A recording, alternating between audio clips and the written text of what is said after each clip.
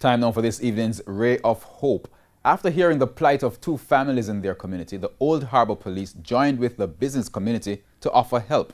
As we hear from Kay Morgan, the officers are not letting the violent attack against their colleagues deter their actions.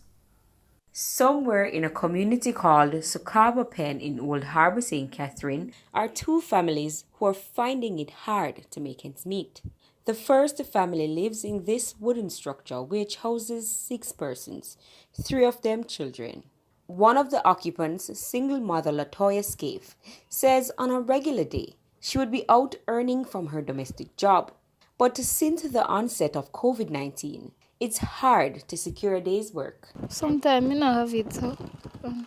Sometimes I have it. A few feet away is a similar situation for the second family with 4 members, including an elderly man who has multiple chronic illnesses. 74-year-old Thomas King is bedridden as a result of a stroke. He's unable to talk or care for himself.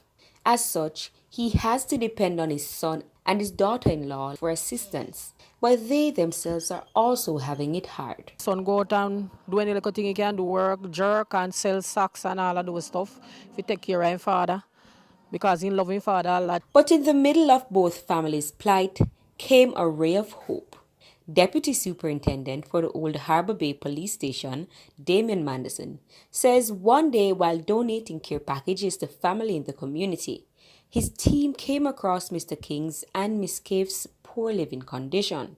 Realizing one care package wasn't enough, his team went in search for additional assistance from corporate Jamaica. I thought that my growing up, I was poor, but I can tell you, when you see the circumstances that others are in, you come to appreciate. Thanks to a partnership between the police, the Jamaica Bedding Company and other sponsors, both families received a bed and well-needed food supplies. Reaching out to families who are in need, it's a big part of what we want to do. Volunteers from the Police Youth Club also stepped in and fixed the roof and floor in a bid to improve the family's living condition. I remember when they turned up this morning, there were members who were saying, I am here, I haven't washed yet, I haven't cleaned my house yet, but I am here because I want to make a difference in the life of somebody. And that's really what we're about, force for good. Well, I'm grateful for everything. We give thanks for that and I hope the Lord bless and keep all of you. DSP Manderson says in spite of the ongoing tension between residents and members of the security forces, his team is not discouraged. After the incident on Friday, there were many who would have called me and asked if the project is still on. And I can tell you, from my Christian background, I come to appreciate the best way to heal is by trying to heal others, while we as an organization try to heal. We feel good about it to know that someone cares, especially police. The aim of this is for communities to realize that police are humans, and then also for us as a police organization to allow others to see that other side of us. With a ray of hope, and Kay Morgan.